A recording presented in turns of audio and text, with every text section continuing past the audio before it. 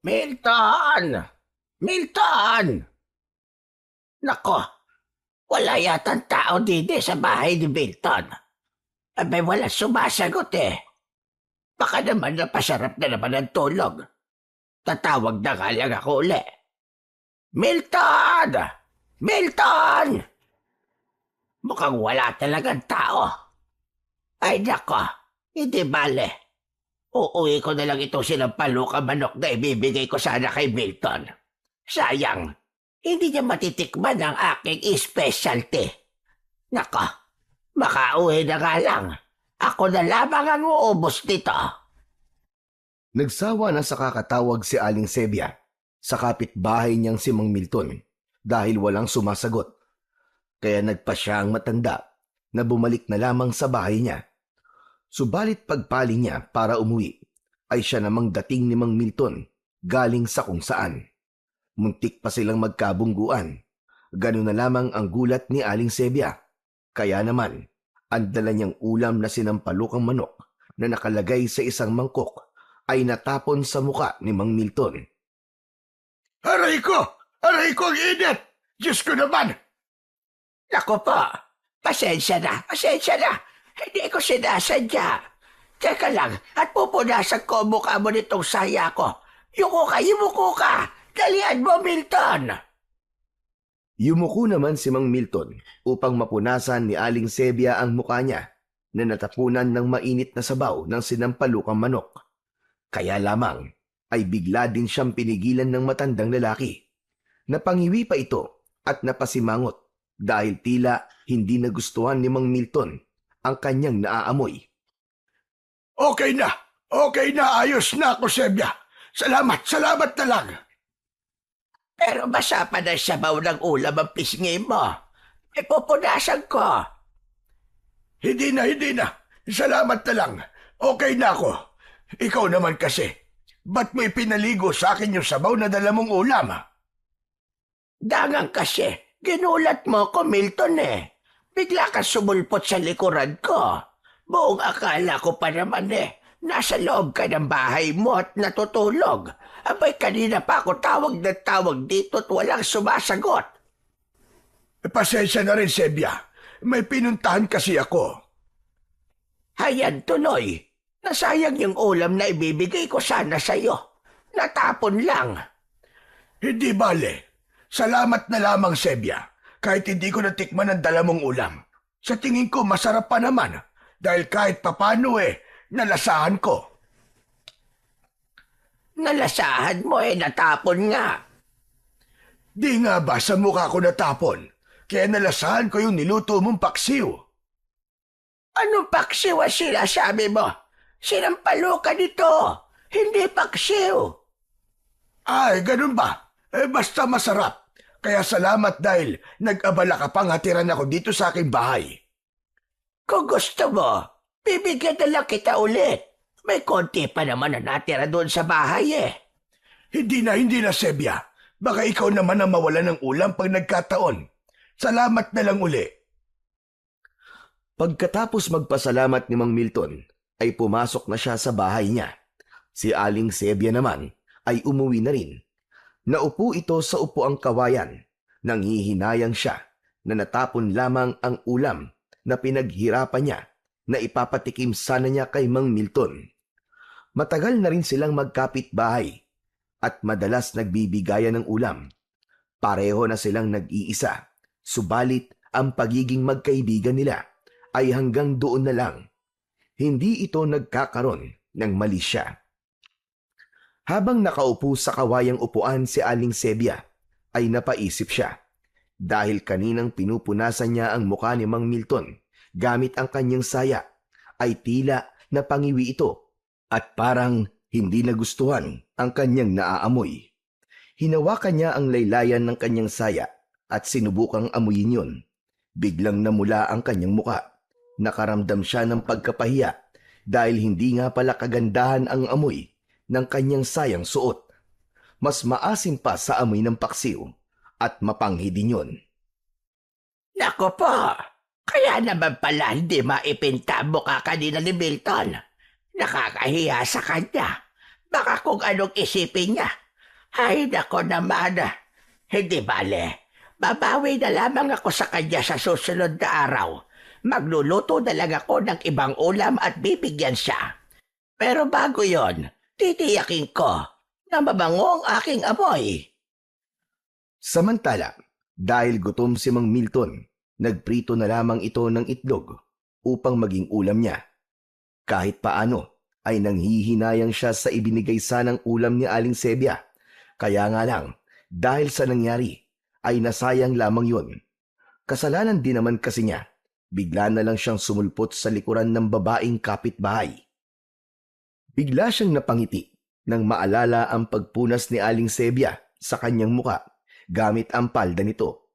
Napailing na lamang siya, hindi kasi talaga kaaya-aya ang naamoy niya. Kinabukasan ay maghapong umulan, subalit pagdating ng gabi ay tumila na yon. Yun ang sandaling pinakahihintay ni Mang Milton na huminto ang ulan dahil tiyak na magpipiesta ang mga palakang bukid. Panghuhuli ng mga palaka sa palayan ang isa sa pinagkakakitaan ng matandang lalaki. Ipinagbibili niya yon sa palengke o kaya naman ay inaalok niya sa mga dati na niyang customer. Inayos na niya ang mga kailangan dalin sa panghuhuli ng palakang bukid. Flashlight, isang basket na may takip na yari sa kawayan at dala rin niya ang kanyang itak para sa anumang hayop na maaaring umatake sa kanya. Maingay ang mga palaka nang marating niya ang palayan. Wala nang tanim na palay doon dahil katatapos lamang ng anihan. Kaya malaya siya makakapanghuli ng palakang bukid na walang mapipinsalang pananim. Halos nangalahati ang basket na dala ni Mang Milton. Masaya siya dahil tiyak malaki-laki ang kanyang kikitain. Bukod doon ay may pang-ulam pa siya. Nag-iisa na sa buhay ang matandang lalaki. Balo na siya, may 5 taon na ang nakalilipas nang mamatay sa sakit ang asawang si Lumen. Hindi sila nagkaroon ng anak. Tinanggap na nila ang kapalarang yon. Naging malungkot si Mang Milton sa pagpanaw ng kanyang asawa. May nagbibiro nga sa kanya na mag-asawa na lang uli. Pero para sa kanya, sapat na yung isang asawa lang. Masaya na siyang alalahanin na lamang ang masasayang araw na kasama pa niya ang pinakamamahal niyang asawa na si Lumen. Papauwi na mula sa pangunguha ng mga palakang bukid si Mang Milton nang may marinig siyang tila umiiyak. Napahinto siya sa paglalakad. Nagpalinga-linga pa siya sa paligid upang hanapin ang pinanggagalingan ng naririnig niyang umiiyak. Lumapit siya sa isang madilim na lugar kung saan ay may malaking puno ng balete. Nakita niya roon ang isang babae na nakayuko habang umiiyak. Kinabahan si Mang Milton. Agad pumasok sa isip niya na baka isang aswang ang babaeng yon, kaya hinawakan niya ang puluhan ng itak na nasa kanyang bewang. Humanda daw talaga ang aswang na ito. Isang maling kilos lang ay may paglalagyan ito. Yun ang nasabi niya sa kanyang isip. Ineng! Ineng! Ayos ka lang ba? Abe, ano nangyayari sa'yo?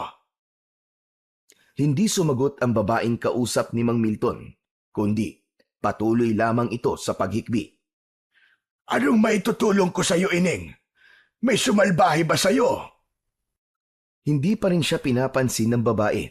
Nakayuko pa rin ito at tila hindi siya naririnig. Kaya lalong kinabahan si Mang Milton. Ngunit kanina pa siya nakahanda sa kung anong maaaring mangyari. Dahil baliwala sa babaeng umiiyak ang ipinakita niyang pag-aalala at pagkabahala, kaya naisip ni Mang Milton na posibleng ito'y alagad ng dilim. Lalo na't mas piniling tumambay sa may puno ng balete, kaya nagpasya na ang matandang lalaki na umalis na lamang. Nakakailang hakbang pa lamang siya nang marinig niyang may tumawag sa kanya. Sandali lang po, Manong. Pakiusap. Huwag po muna kayong umalis. Napahinto sa paglalakad si Mang Milton. Bumalik siya sa kinaroroonan ng babae. Pasensya na po kayo kung di ako sumagot sa mga tanong niyo kanina. Hindi ko pa rin po kasi alam ang gagawin ko. Aba, ano ba nangyayari sa'yo? Kailangan mo ba ng tulong? Saka, taga saan ka ba? Galing po ako sa malayong lugar. Pero hindi na po ako maaaring bumalik. Natatakot po ako. Kung ganon, wala ka matutuluyan, ganon ba? Tama po kayo, wala nga po. Kaya nga po, hindi ko po alam ang gagawin ko. Kung okay lang sa'yo, maaari ka munang tumuloy sa bahay ko. Nag-iisa lang naman ako ron. Ho? Pero, Huwag kang mag-alala. Hindi ka dapat matakot, Ining. Mapagkakatiwalaan mo ko. At hindi ako masamang tao. Halika, tumayo ka riyan. Iniabot ni Mang Milton ang kanyang kamay sa babae. Humawak naman ito na tila nagpapatulong para siya makatayo. Inalalayan siya ng matanda. Nang makatayo na ang babae, nakita ni Mang Milton ang kalagayan nito. Buntis siya at marahil ay nasa 6 o 7 buwan na ang kanyang tiyan. Aba, buntis ka pala. opo. At hindi ko po alam ang gagawin ko. At kung saan po ako pupunta. Halika, sumama ka na lang sa bahay. Ako na muna ang bahala sa'yo. Ay, teka. Ano nga pala ang pangalan mo? Clara po. Kayo po, Manong. Ano pong pangalan niyo? Milton ang pangalan ko. Doon ka na lang muna sa bahay ko. Mas ligtas ka doon kesa naman sa ganitong lugar.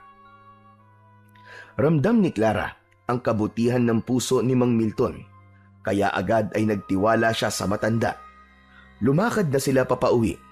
Medyo hirap sa paglalakad ang babae na tila may iniinda sa kanyang paa, kaya nakaalalay naman sa kanya ang matandang lalaki hanggang sa makarating sila sa bahay niya. Itinabi muna ni Mang Milton ang mga nahuli niyang palakang bukid sa isang lalagyan at bukas ng maaga niya dadalhin yun sa palengke upang dalhin sa suki niyang tindera. Dahil hindi pa siya nagugutom, kaya ipinaghanda na lang muna niya ng pagkain si Clara. Buti na lang, may natira pang kaning lamig at pritong isda, kaya yon ang kanyang ibinigay sa babae upang malamnan ang tiyan ng kanyang tinulungan.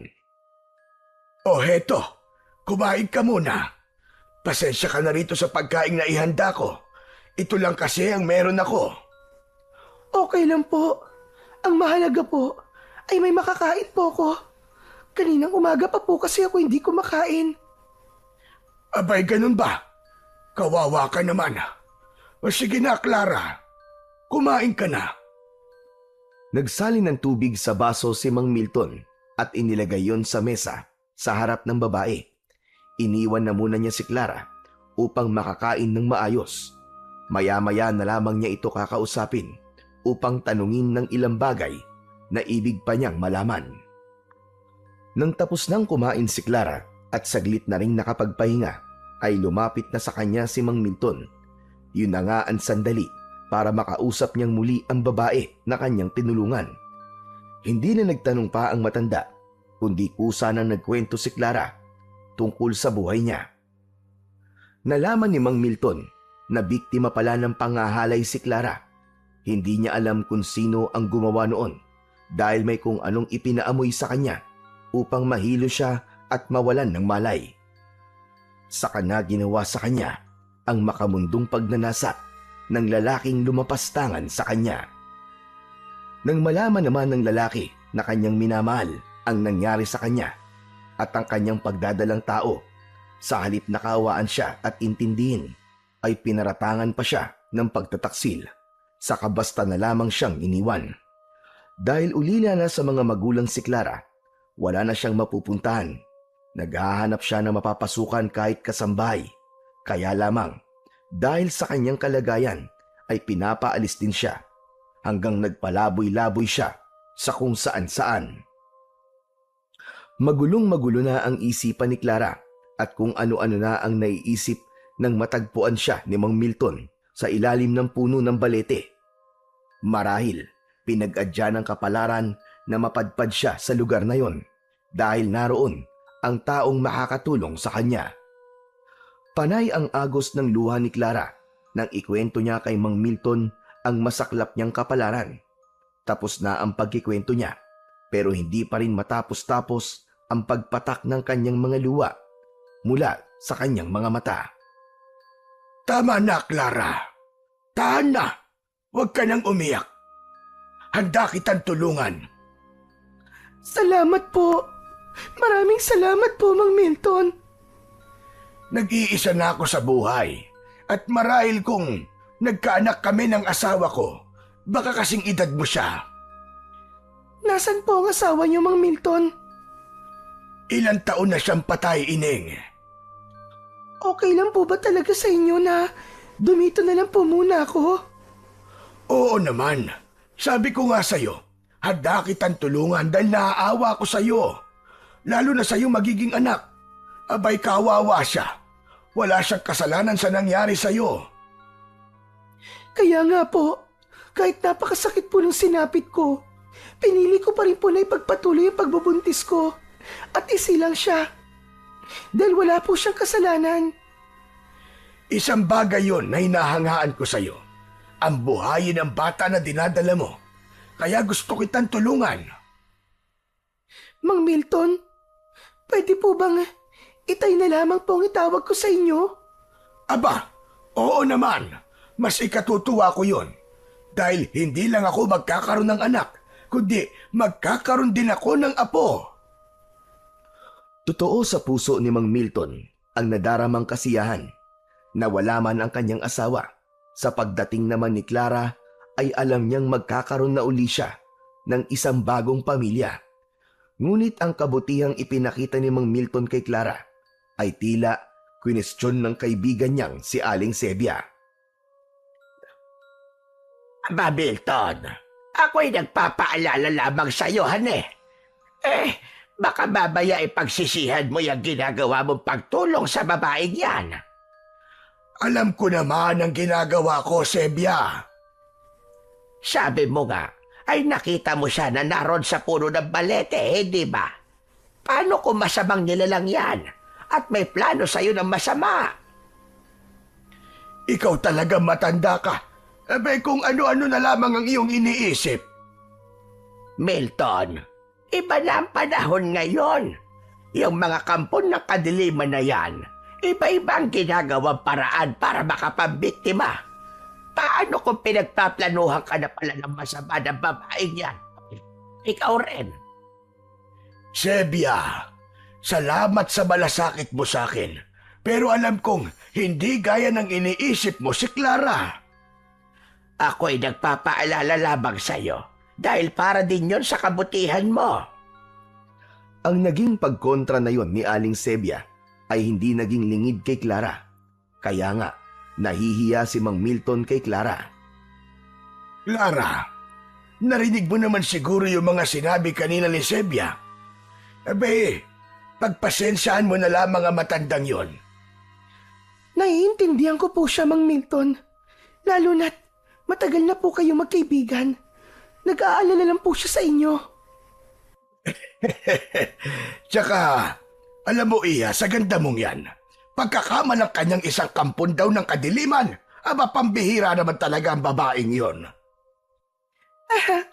Pinapatawan niyo naman po ako. Totoo ang sinabi ko sa iyo, Clara. Pero, hayaan mo na lang. Huwag mo na lang pansinin si Sebia. Matagal ng pakialamero yun eh. Dinoble ni Mang Milton ang sipag mula nang dumating si Clara sa bahay niya. Bilang ganti ng babae sa ipinakitang kabutihan ni Mang Milton ay siya na ang umako ng mga gawaing bahay. Sapagkat isa nga sa mga pinagkakakitaan ni Mang Milton ang panguhuli ng palakambukid sa palayan, lalo na kapag katatapos lang ng ulan ay ginagawa niya ito sa gabi. May mga pagkakataon na hindi muna tumutuloy ang matanda sa lugar ng palayan para manghuli ng palakambukid, kundi may iba pang lugar siyang pinupuntahan. Lugar na nakakubli at lihim sa ibang tao ang pagpunta niya rito. Katulad ng pagkakataong yun, muling nagtungo roon si Mang Milton. Isang nakatagong lugar yun na may matataas na puno at puno ng masukal na damo. May ilang lalaki siyang kinausap sa nasabing lugar. Tila mahalaga ang kanilang pinag-uusapan. Ng mga pagkakataong yon ay hindi lang sila basta nag-uusap, kundi meron silang pinagtatalunan. Matagal-tagal din ang naging pananatili roon ni Mang Milton. Subalit, tila hindi pa rin naging maayos ang pag-uusap nila ng mga lalaking naroon. Kaya lang, iniwan na niya ang mga ito upang magtungo na siya sa pangunguha ng palakang bukid na kanilang ipagbibili kinabukasan. Wala namang ibang gagawin si Clara, kaya minsan ay sinasamahan niya si Mang Milton sa pagbibenta sa bayan. Itay, nabili po lahat ng dala natin palakang bukid. Kinulang pa nga. May mga naghahanap pa. Para kasing karning manok din ang lasa ng karning palakang bukid, Itay. At mas mura pa. Sana sa susunod na araw ay dapat mas marami akong mahuli para mas malaki ang kitain natin. Siya nga pala, Clara. Bago tayo umuwi, ay dadaan muna tayo sa tindahan ng mga damit. Bakit po, Itay? Para naman na madagdagan ang mga damit mo. Iilang piraso lang kasi. Okay na po sa akin yung mga lumang damit ng asawa nyo. Maayos pa naman po. Pero lumang-luma na ang mga yun. Kailangan mo yung bago para kapag may pupuntahan ka, may maayos ka namang maisusuot. Saka, bibili na rin tayo ng ilang gamit ng magiging apo ko. 1 buwan na lamang manganganak ka na, hindi ba? Nakakahiya naman po kasi sa inyo, Itay Milton. Ay nako, hindi ka na dapat mahiya sa akin. Saka di ba, tatay mo ko at apo ko yung isisilang mo. Kaya ang gusto ko sa apo ko ay meron siyang magagandang damit paglabas niya. Sige po, Itay. Kayo po ang bahala. Maraming salamat po ulit sa inyo. Hindi na kumontra pa si Clara sa gusto ni Mang Milton. Wala pa naman ang kanyang anak ay ramdam na niya ang pagmamahal dito ng matanda. Kaya alam niya ngayon pa lang na napakapalad ng kanyang anak dahil may makakagisnan na yung lolo. Si Mang Milton ang pumili ng mga kailangan ni Clara sa panganganak. Nag-iipon na sila ng gamit para bago pa magsilang ang babae ay kumpleto na ang mga kailangang gamit. Lumipas pa ang mga araw hanggang sa sumapit na nga ang pagsisilang ni Clara sa kanyang anak. Ano? Ano bang nararamdaman mo, Clara? Sobrang sakit na po ng tiyan ko, Itay Milton. Parang manganganak na po yata ako. Aray! Aray ko! Lang, sandali. Huwag ka munang manganganak. Tatawag lang ako ng hilot. Sandali lang, Clara. Bago pa tumawag ng hilot si Mang Milton, ay inayos na niya ang higaan ni Clara. Saka nagmamadaling lumabas ng bahay ang matanda upang puntahan ang hilot na may 1 kilometro rin ang layo mula sa bahay niya. Bago pa dumiretso sa bahay ng hilot si Mang Milton, ay sumaglit siya sa bahay ni Aling Sebia. Nakiusap na tignan si Clara habang hindi pa siya dumarating. Pumayag naman si Aling Sebia sa pakiusap ni Mang Milton. Pinuntahan niya si Clara. Hindi ko na po kaya, Aling Sebia. Lalabas na po yata ang sanggol. Aray ko! Nako, wag na muna, Clara. Hindi naman ako kumantrona. Paano ba ito? Hindi ko rin alam ang gagawin ko. Dahil hindi naman ako nagkaroon ng anak. Hindi ko na po talaga kaya. Isang mahabang ire ang pinakawalan ni Clara. Lumabas ang sanggol, kaya natataranta si Aling Sebia sa dapat niyang gawin. Pero kailangan niyang tulungan ang nanganganak na si Clara. Kumuha siya ng lampin at binalot doon ang sanggol. Naku po, Milton, nasan ka na ba? Bakit wala ka pa? Ang tagal-tagal mo naman. Lumabas na ang apo mo. Aling Sebia! Aling Sebia! Ano po ang anak ko? Lalaki, Clara. Isang malusog na sanggol na lalaki ang anak mo. Lalaki po ang apo ni Itay Milton. Jack, na matutuwa si Milton nito. Alam kong lalaki ang gusto niyang maging apo. Aling Sebia, gusto ko na pong matulog. Pagod na po ako. Teka, sandali lang, Clara. Huwag ka na munang matulog. Bawal ka pang matulog. Mamaya na lang. Saka darating na ang Itay Milton mo kasama ang kumadrona para asikasuin itong anak mo. Antok na po ako, Aling Sebia. Hindi ko na po kaya. Hindi na napigilan ni Clara ang antok at pagod, kaya ipinikit na niya ang kanyang mga mata. Nako po, natulog na nga. Wala pa rin tigil ang pag-iyak ng sanggol na nakabalot sa lampin at kalong-kalong ni Aling Sebia. Paano ba ito? Hindi ako marunong mag-alaga ng bata. Tigil na, baby. Tahan na. Darating din ang lolo Milton mo. Lumipas pa ang mga oras bago dumating sina Milton at kasama nito ang kumadrona. Sebia! Sebia, ano nangyari? Diyos ko, kabatanda ka. Pagkatagal-tagal mo, nanganak na siya. Heto ang apo mo.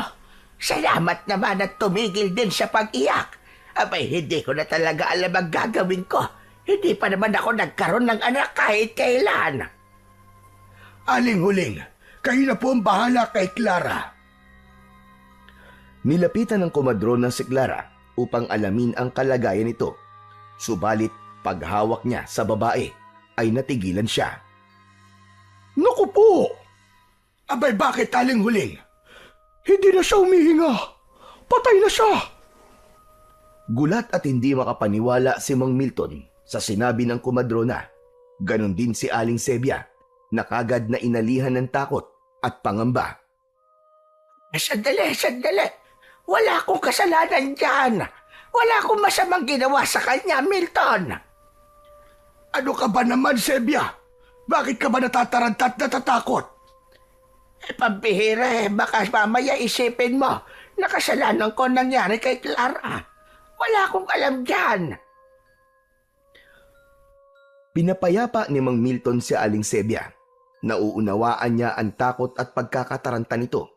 Lalo na't nag-iisa lang siya ng mga anak si Clara. Wala rin siyang dahilan upang sisihin ang matandang babae.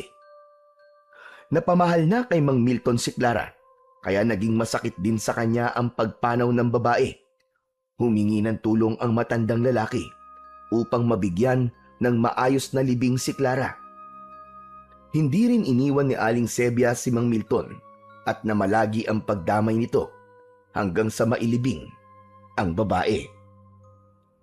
Sa pagkamatay ni Clara, naiwan kay Mang Milton ang sanggol na pinangalanan niyang Owen. Siya ang tuwirang nag-alaga, nagbigay ng pangangailangan. At dahil nagtatrabaho din si Mang Milton, kaya may mga pagkakataon na pinakikiusapan niya si Aling Sebia na mag-alaga kay Owen. Pasensya ka na, Sebia. Meron kasi akong pupuntahan at hindi ko maaaring isama si Owen. Baka mahirapan lang ang bata at magkasakit pa. Ay, huwag kang mag-alala, Milton. Ako na muna bahala dito sa apo mo. Oo, Owen. Dito ka na muna sa Lola Sebia mo, ha? Hindi kasi kita maaaring isama.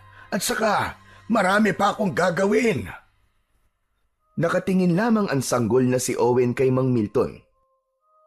7 buwan na ang bata at naggagapang na rin at may kalikutan, kaya kailangan talaga ang tuwirang titingin dito. Yung pamalit niyang damit, lampin at saka yung gatas ay narito sa loob ng bag, Sebia. Ako na bahala dyan, Milton. Sige na, umalis ka na at makatanghaliin ka sa lakad mo. Salamat. Hayaan mo. Pipilitin kong makauwi kagad bago pa dumilim. Ano ka ba naman, Milton? Okay lang kahit gabihin ka. Huwag mong alalahanin si Owen. Magiging okay siya. Saka nawiwili rin ako mag-alaga dito sa apo mo. Alam mo namang hindi ako nagkaapo, hindi ba? Kaya parang apo ko na rin siya. Dahil may tiwala at palagay ang loob ni Mang Milton kay Aling Sebia, kaya alam niyang hindi nito pababayaan ang bata. Kaya nakakatiyak siya na maaalagaan mabuti ang apo niya. Matulin pang lumipas ang mga taon. Napagtiyagaan ni Mang Milton na alagaan at ibigay ang pangunahing pangangailangan ni Owen. Naging katulong niya sa pangangalaga si Aling Sebia. Lumaking mabait, subalit may kakaulitan at matalino ang batang si Owen. May kasipagan din ang bata at nagiging katuwang ni Mang Milton sa kanyang mga gawain, lalo na sa panguhuli ng mga palakang bukid na kanyang pinagkakakitaan. Sa edad na 10 taon ay malaking tulong na ang bata sa kanyang Lolo Milton. Lolo Milton, tingnan niyo po oh. Tingnan niyo po yung nahuli kong mga palakang bukid. Sandali po, tatanggalin ko lang po ang takip nitong timba. Aba, marami-rami yan ah. Opo, Lolo. Marami po kasi dun sa pinuntahan ko eh. Grupo-grupo po sila. Naku, kung makikita niyo po, tumpok-tumpok po talaga yung mga palaka. Siguro po, magkakaibigan po sila yung para pong magtotropa po tas nakatambay po sila dun. Siguro nga. Pero dapat mag-iingat ka lagi sa panguhuli ng palakang bukid ha. Pagkain din kasi to ng mga ahas. Pero Lolo, wala naman po akong nakikitang ahas dun eh. Baka po, takot po sila sa akin. Lokong batang ito. Ba't naman matatakot sa ang ahas? Kasi po, lagi rin po ako may dalang itak eh. Tsak, tagpas po ang ulo niya kapag tinuklaw po niya ako. Ikaw talaga bata ka. Dinadaan mo palagi sa yabang. Lolo, hindi po yun pagyayabang no. Talagang kaya ko nga pong tagpasin ang ulo ng ahas kung makikita ko po siya. O sige na, sige na. Naniniwala na ako sa iyo. Mabuti pa siguro umuwi na tayo. Okay na itong nahuli kong palakang bukid. Sige po Lolo, para makapagpahinga na rin po kayo. Marami-rami naman na itong nahuli kong mga palakang bukid. Kaya bukod po sa may maiulam na tayo, meron din po tayong pambenta. Owen, apo, hindi ka ba nagsasawa na laging palakang bukid ang ulam? Hindi naman po Lolo. Kasi po, iba-iba naman po ang ginagawa niyong luto eh. Minsan prito, o kaya ay ginataan, o kaya ay tinola. Kaya di po ako nagsasawa. Walang sinabi ang karning manok sa sarap ng karning palakang bukid, Lolo. Lumaki si Owen na katulad ng pangkaraniwang bata. Nakikipaglaro kasama ang mga kagaya niya. Isa sa pinakamalapit sa kanyang kaibigan ay si Kokoy. Ikaw talaga, Owen, oh. Ang tagal-tagal mong dumating. Kanina pa kita hinihintay para magpalipad tayo ng saranggola eh. Eh may ipinagawa pa kasi sa akin si Lolo Milton eh. O ayan ka na naman. Ang dami-dami mo na namang palusot. Hoy, ano ka ba Kokoy? Totoo yung sinasabi ko no? Tinutulungan ko pa nga si Lolo Milton sa mga trabaho niya eh. Minsan kasi, sumasakit na yung rayuma niya sa tuhod. Mahal na mahal mo talaga ang lolo mo eh, no? Oo naman, lolo ko yun eh. Pero Owen, totoo ba? Ang alin, Kokoy? Hindi mo raw tunay na lolo si Lolo Milton? Oo, Kokoy, tama ka. Totoo yun. Saka, hindi rin yun itinago sa akin ni Lolo. Pero kahit hindi niya ako tunay na apo, mahal na mahal ako ng Lolo Milton ko. Kung sa bagay, nakikita ko naman yun eh. Lahat ng gusto mo, binibigay niya. Nung nag-birthday ka nga, nung ika-10 birthday mo, ang dami mong handa. Oo, madami talaga. Daming handang pritong palakang bukid. Ayos nga yun eh. Ang sarap nga eh. Ang dami ko kayong nakain ng birthday mo. Eh malakas ka naman talagang kumain eh. Kaya nga, ang taba mo na, Kokoy eh. Hoy, grabe ka naman sa akin. Malusog lang ako, Owen, no? Tara na nga, magpunta na tayo sa may burol. Mas malakas ang hangin doon para makapagpalipad na tayo na saranggola. Dami-dami mo nakikita. Puno ng kasiyahan ang kabataan ni Owen. Lumaki man siya na walang ina at walang ama. Subalit, sobra-sobra naman ang pagmamahal na inuukol sa kanya ni Mang Milton na tumayong tatay, nanay at lolo ni Owen. Nag-iisa sa bahay si Mang Milton dahil nakikipaglaro ang apo kasama ang kaibigang si Kokoy nang may dumating na hindi inaasahang panauhin ng matanda na ikinagulat niya. Anong kailangan mo? Ba't nandito ka? Hindi sumagot ang nilalang na kausap ni Mang Milton. Dalawang lalaki yun na tila may mahalagang sadya. Bakas sa matanda ang pagkagulat at pagtataka. Samantalang kunot ang noo na tila galit ang taong kanyang kaharap na ayaw namang magsalita. Nakikiusap ako sa'yo. Huwag niyo na akong puntahan dito sa bahay ko. Nananatiling nakatingin lamang ang dalawang lalaki kay Milton. Subalit sa mga tingin nito sa matandang lalaki ay nababasa naman ng matanda ang ibig ipahiwatig sa kanya ng mga ito. Pakiusap! Umalis na kayo rito sa bahay ko. Nakikiusap ako sa inyo. Hindi pa rin umalis sa pagkakatayo ang dalawang lalaki. Sige na. Pupunta na lamang ako sa tagpuan. Ayokong pag-usapan dito kung ano man ang pakay nyo. Pangako darating ako. Saka alam kong hindi nyo ako titigilan katulad ngayon. Kaya sige na, umalis na kayo. Pakiusap. Hindi na sumagot pa ang kausap ni Mang Milton. Tumalikod na ang dalawang lalaki at umalis na ang mga ito. Pagkabahala naman ang mapapansin sa reaksyon ng matandang lalaki. Naroon sa dibdib niya ang pagkabahala at takot. Lintik na yan. Ayaw talaga nila akong tigilan. Hindi sila pumapayag sa aking ipinapakiusap sa kanila. Ayaw nila akong pakinggan. Mahiwaga at puno ng palaisipan ang binitiwang salita ni Mang Milton. Sino nga kaya ang mga nilalang na pumunta sa kanyang tirahan? At ano nga kaya ang pakay ng mga ito? Samantala, ng hapong yon, mula sa pakikipaglaro sa kaibigang si Kokoy, ay masayang umuwi si Owen.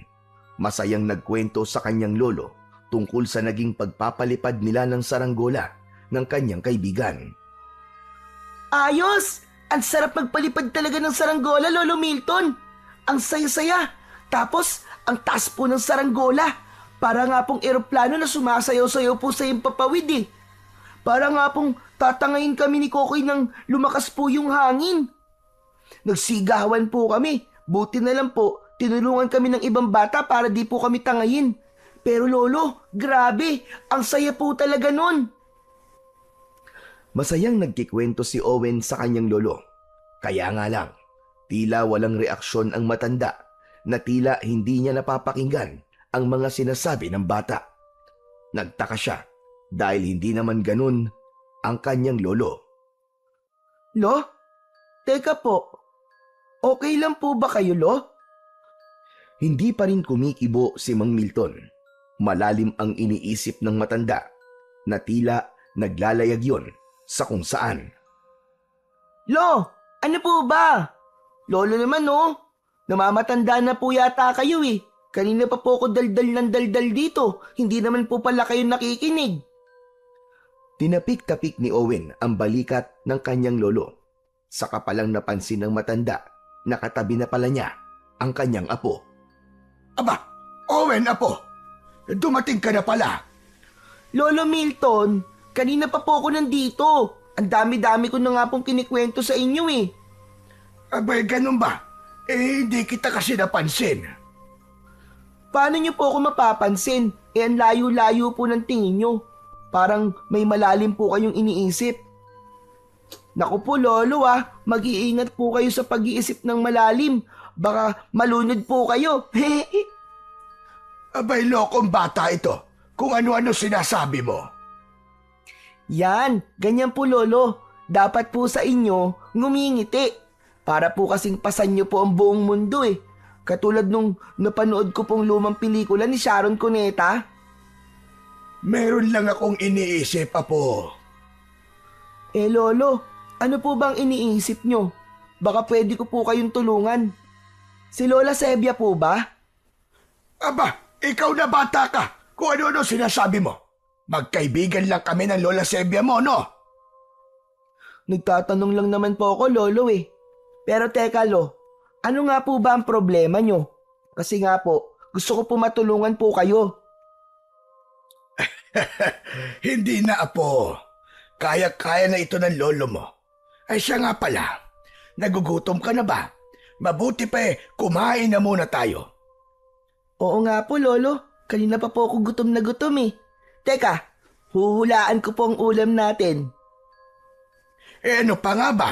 Kundi palakang bukid. Pero hindi prito, Apo. Kundi adobo sa gata. Wow! Ang sarap po nun, Lolo! Naganda na ng kanilang hapunan si Mang Milton. Maaga silang kumain para maaga rin silang makapagpahinga. Dahil bukas ay may kailangan silang gawin ni Owen. Lilinisin nila ang taniman ng gulay para sa bagong punla na dapat nilang itanim. Nauna nang nakatulog si Owen ng gabing yon. Hindi naman dalawin ng antok si Mang Milton dahil ginugulo pa rin ang isip niya. Maya-maya ay nakaramdam siya ng kung anong ingay mula sa labas ng kanilang bahay. Mas mabibigat na yabag yun. Napatayo mula sa pagkakahiga si Mang Milton. Hindi ko gusto tong kutob ko. Masama ang nararamdaman ko.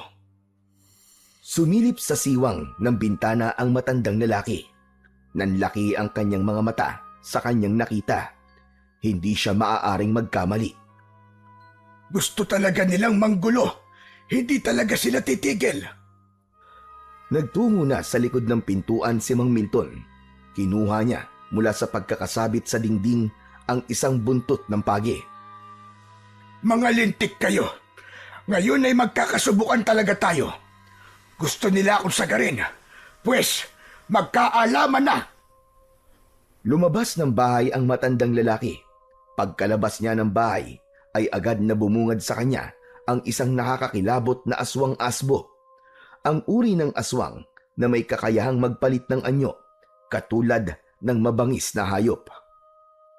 Sige, halika rito. Lumapit kang damotes ka. Umatake ka para makita mo ang hinahanap mo. Ipapatikim ko sa iyo ang hagupit ng aking hawak na buntot ng pagi. Hindi man lang nagpakita ng pagkabahala ang aswang na nasa harapan na ni Mang Milton. Kundi lalo lamang itong nagpakita ng galit at bagsik.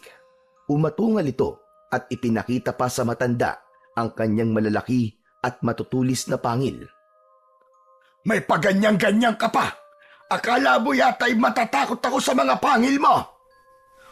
Umastang aatake ang aswang. Bago pa nagawa yun ng halimaw, ay iwinasiwas na at pinaikot-ikot ni Mang Milton sa ere ang hawak na buntot ng pagi. Saka pinatamaan ng aswang na nasa harapan. Tinamaan ng buntot ng pagi ang halimaw. Hindi man napuruhan ang aswang, subalit napahiyaw ito. Iba ang sakit na dulot ng hawak na sandata ni Mang Milton. Pinaikutan ng halimaw ang matanda. Kumukuha ng buwelo para umatake. Naging handa naman ang matanda. Sinasabayan niya ang pag-ikot din ang bawat galaw ng halimaw. Muli ay pinaikot-ikot ni Mang Milton ang hawak na buntot ng pagi. Nadaplisan ng mukha ng aswang. Lumikha yun ng sugat dahil humiwa sa katawan na tila may konting laman pang sumama, kaya lalo lang pumalaw ang aswang. O ano? Hindi mo ba ako titigilan? O baka gusto mo nang tuluyang magkasugat-sugat ang katawan mo? Sige, lumapit ka pa. Lapit, bilisan mo. Pumorma ka. Akala mo yata'y matatakot ako sa'yo. Huwag ako, dahil alam na alam ko kung paano haharapin ang kagaya mo. Dahil hindi nagpakita ng takot si Mang Milton, ay nagdalawang isip ang aswang kung muli pa ba niyang aatakihin ang matanda. Hanggang sa nagpasya itong umalis na lamang. Tumakbo patungo sa kadiliman at doon ay nawala ito. Akala mo ha? Heh, naduwag ang aswang. Tumakas na siya.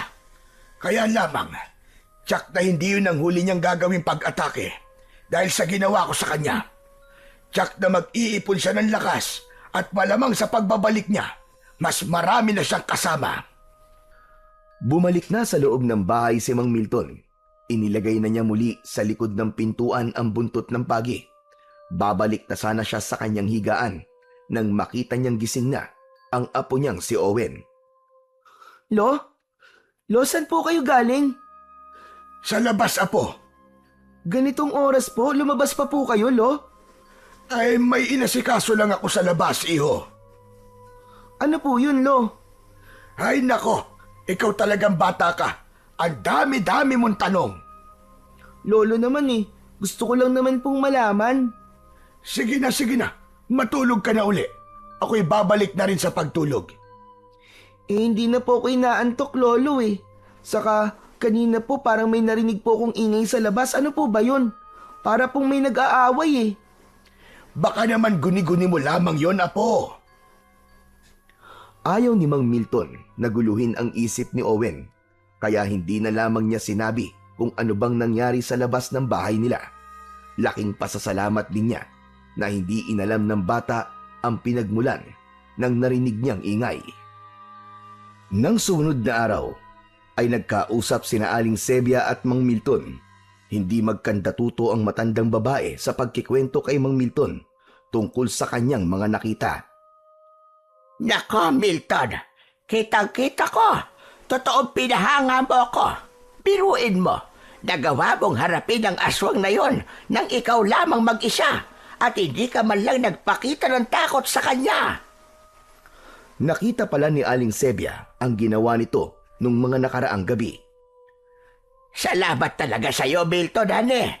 Dahil kung hindi mo hinarap ang halimaw na yon, malamang nagpunta na yon sa bahay ko at baka may ginawa pa sa akin. Nako, baka gawin akong pagkain on. Hindi yun pupunta sa bahay mo, Sebia. Abay, paano mo naman natitiyak yon? Kahit paano, ay pihikan din ng mga aswang. Ayaw nila sa lasang panis. Abay, pambihira naman ito matandang to. Grabe ka naman sa akin. Bakit? Lasang panis na ba ako? Dahil matanda na ako, ganun pa. Nagbibiro lamang ako, Sebia. Huwag mo namang masyadong seryosohin ang mga sinabi ko. Gusto lang kitang pangitiin. Pero totoo, Milton. Natakot ako nang makita ko ang aswang na yon doon sa may bahay mo. Hindi ko rin inaasahan ang bigla niyang pagsalakay sa bahay ko. Nagulat din ako, Sebia. Pero Milton, nagtataka lang ako. Bakit ang bahay mo lang? Abay, marami namang bahay dito sa lugar natin, hindi ba? Nagkataon lang siguro na unang nakarusunadahan na puntahan ng aswang na yon ang bahay ko. Dapat talaga sa panahon ngayon doblehin na natin ang ating pag-iingat. Kaya mag-iimbak ako ng maraming bawang at asin. Aba, Sebia, samahan mo na rin ng toyo at suka. Abay, bakit, Milton? Takot din ba sa toyo at suka ang mga aswang? Abay, malay ko. Para kapag may dumating na aswang at nahuli mo, edi pwede mong adobohin. Nako, ikaw talaga matanda kay puro kakalokohan.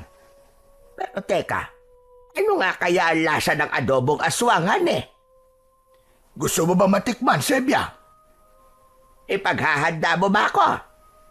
Kung gusto mo ba, para sa susunod na may umataking aswang, ay huhulihin ko na at iaadobo ko para makatikim ka na.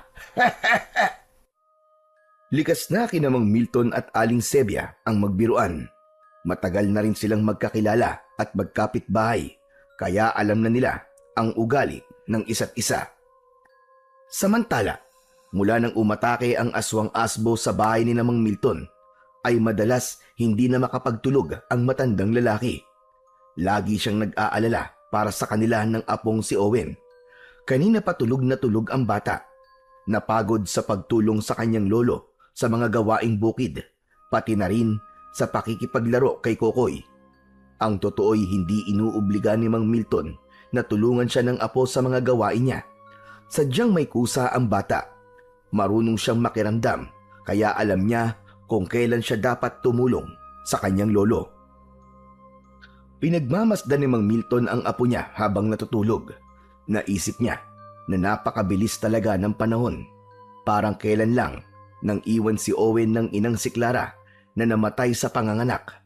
Sa simula ay nahirapan si Mang Milton kung paano palalakihin ang bata. Subalit ngayon ay malaki na ang pakinabang niya kay Owen. Napabuntong hininga siya habang nakatingin sa natutulog na bata. Hindi man niya ito kadugo, subalit hindi matatawaran ang pagmamahal niya rito. Kaya may kung anong kumukurot sa dibdib ng matandang lalaki kapag naiisip niya ang tungkol sa kanyang plano. Magiging mahirap at magiging napakasakit nun sa kanya. Hanggang mabilis na natapos ang buong araw.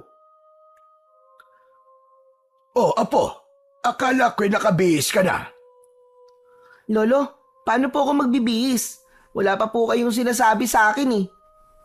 Di nga ba sabi ko sa'yo, aalis tayo. Oo nga po, pero hindi niya pa naman po sinasabi kung saan po tayo pupunta. Saka ko nasasabihin sa'yo, Apo. Sige na, magbihis ka na. At kailangan na nating umalis para hindi tayo gabihin. Sige na nga po. Kasi naman si Lolo Milton ayaw sabihin sa akin kung saan pupunta eh. Gusto pa yata niya surprise eh. Tama ka, Apo. Gusto ko talaga'y masorpresa ka. Siguro po may pupuntahan tayong party no. Gusto ko po yun, Lolo. Ayos po yun. Tapos maraming handang pansit, ice cream at saka cake. Wala akong sinabing ganyan. Mamaya, maghanap ka ng ganyang pagkain sa lugar na pupuntahan natin. Tinulungan na lamang ni Mang Milton ang apo upang makapagbihis ito, upang mapabilis ang pag-aayos ng bata. Ilang saglit pa ang lumipas at nakahanda na si Owen. May nakausap ng tricycle si Mang Milton na naghatid sa kanila sa bayan. Mula sa bayan ay sumakay muli sila ng jeep para sa mismong lugar na kanilang pakay. Lolo, mukhang malayo po ang pupuntahan natin ah. Hindi naman, Apo. Sakto lang.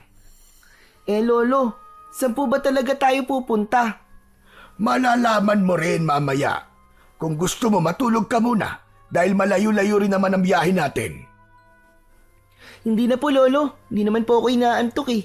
Saka gusto ko po kasing gising ako kapag nasa biyahe po ako para nakikita ko po yung mga dinadaanan po natin. Ay nako, Apo nga kita. Kasi ganun din ako. Mas gusto kong nakikita ang bawat lugar na dinaraanan ng sasakyan. Umabot din ng mahigit 1 oras ang naging biyahe ng maglolo, sakay ng pampasaherong jeep. Naglakad pa ang maglolo patungo sa mismong lugar na kanilang pakay. Gumalagala ang paningin ng bata. Napapakunot ang noo niya habang binabagtas ang sementadong daan. Hanggang sa huminto ang maglolo sa harap ng isang napakalaking gate. Nag-doorbell si Mang Milton at isang lalaki ang nagbukas ng malaking gate. Kanina pa po kayo hinihintay ni Madam. Ganun po ba? Sumunod po kayo sa akin. Walang imik si Owen habang naglalakad na nakahawak sa kamay ng kanyang lolo Milton. Napapahigpit ang hawak ng bata sa kamay ng kanyang lolo. Hindi pa rin maintindihan ni Owen bakit sa ganung lugar sila nagpunta ng kanyang lolo. May pangamba na bumangon sa dibdib ng bata. Tahimik naman si Lolo Milton na pakiramdam niya'y nagiging mabigat ang kanyang paghakbang sapagkat ang totoo'y hindi rin niya gusto ang kanyang gagawin, subalit yun ang alam niyang nararapat. Isang matabang babae ang humarap kay Mang Milton. Humamay ito sa kanya na nagpapahiwatig na nagkausap na sila nito bago pa ang pagpunta nila doon ni Owen. Ang babaeng kausap ni Mang Milton ang siyang nagpapatakbo ng lugar na yon. Isa itong bahay ampunan. Doon isinama ni Mang Milton ang kanyang apo. Ipapaampon ni Mang Milton si Owen. Ang naging paliwanag at dahilan ng matandang lalaki sa namamahala sa center ay hindi niya na kayang buhayin pa ang bata.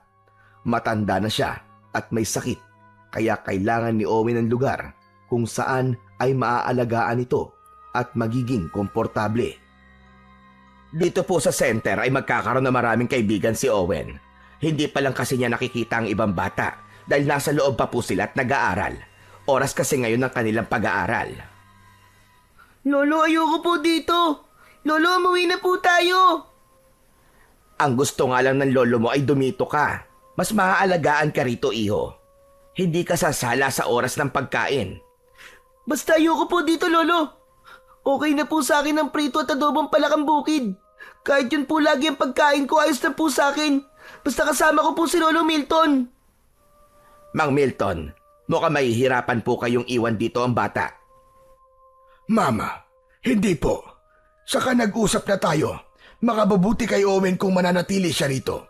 Mas ligtas siya at makapag-aaral pa siya. Lolo, ayoko po dito. Tara na po, umuwi na po tayo. Saka maglalaro pa po kami bukas ni Kokoy eh. Magpapalipad pa po kami ng saranggola. Mabigat sa loob ni Mang Milton ang eksenang yon sa loob ng opisina ng bahay ampunan. Tila nagbabara ang kanyang lalamunan, lalo na't nakikita niyang nagsisimula ng umagos ang luwa sa mga mata ni Owen. Ayaw na ayaw nitong magkahiwalay sila. Kailangan tatagan ni Mang Milton ang loob niya. Hindi niya dapat ipakita sa bata ang kanyang kahinaan. Owen, maiiwan ka na rito. Desisyon ko yon at hindi na magbabago. Agad na umagos ang luha sa mata ni Owen. Umiiwas na tumingin si Mang Milton sa bata. Hindi niya kayang makita ang pag-iyak nito. Kaya lang, ramdam na ramdam sa boses ng bata ang sakit ng kalooban. Lolo Milton, akala ko po ba't sabi niyo mahal niyo po ako? At hindi po tayo mag-iiwalay.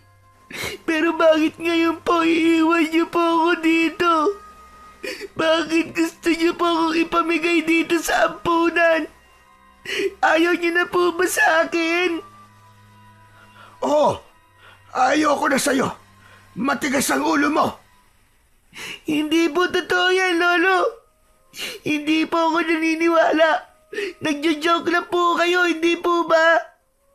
Loko ka ba? Bakit ako magjo-joke? Hindi joke yon.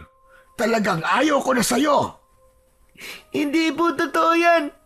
Nagsisinungaling lang po kayo, hindi po totoo yan. Totoo yon. Ayoko na sa'yo. Dahil matigas ang ulo mo. Hindi mo ako sinusunod. Wala kang ginawa, kundi lagi na lamang maglaro. Sige po, Lolo. Hindi na po ako maglalaro. Tutulong na lamang po ako lagi sa inyo. Ako na po maglilinis palagi ng bahay. Kahit ano po gagawin ko, Lolo Milton. Basta wag niyo lang po akong iwan dito.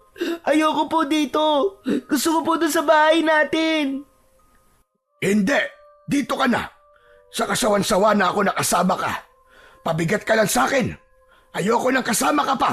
Kaya dito ka na lang. Ayoko na sa'yo. Ayoko na. Ayoko na sa'yo. Naiintindihan mo ba yon? Hindi po totoo yan. Hindi po totoo yan. Tumayo si Mang Milton. Nagpaalam na ito sa babaeng namamahala sa ampunan.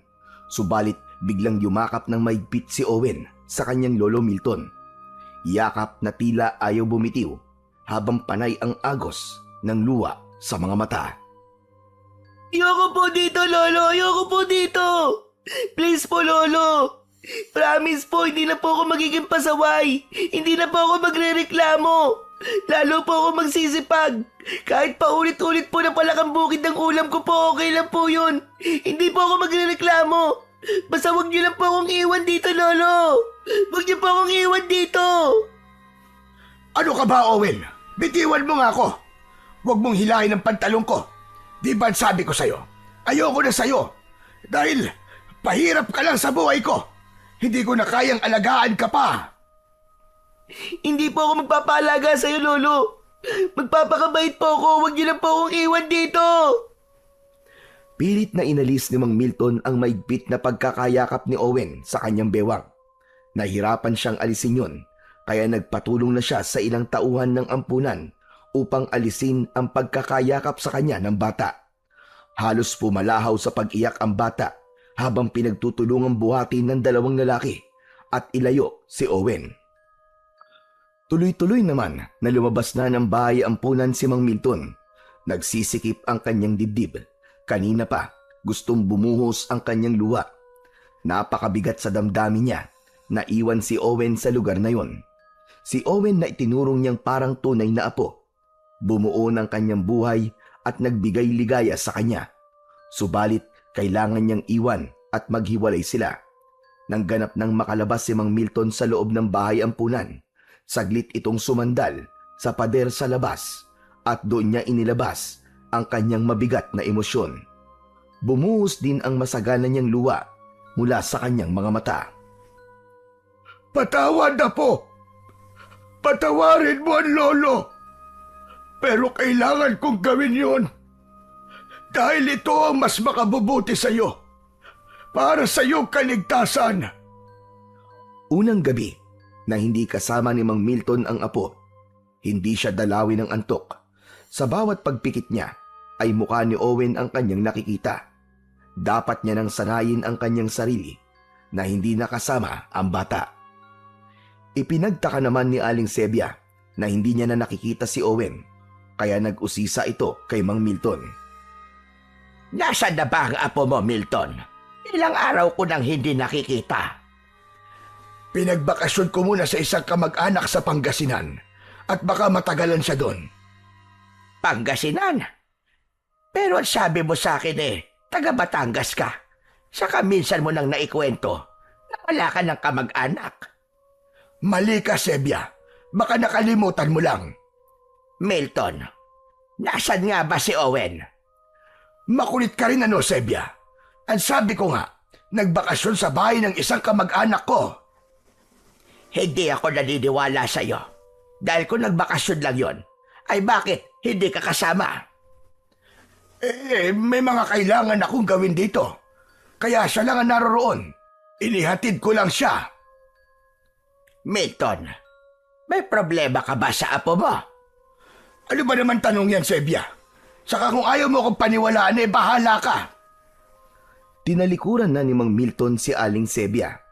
Napakunot na lamang ang noo ng matandang babae. Iba pa rin ang kutob niya dahil pakiwari niya ay hindi nagsasabi ng totoo si Mang Milton.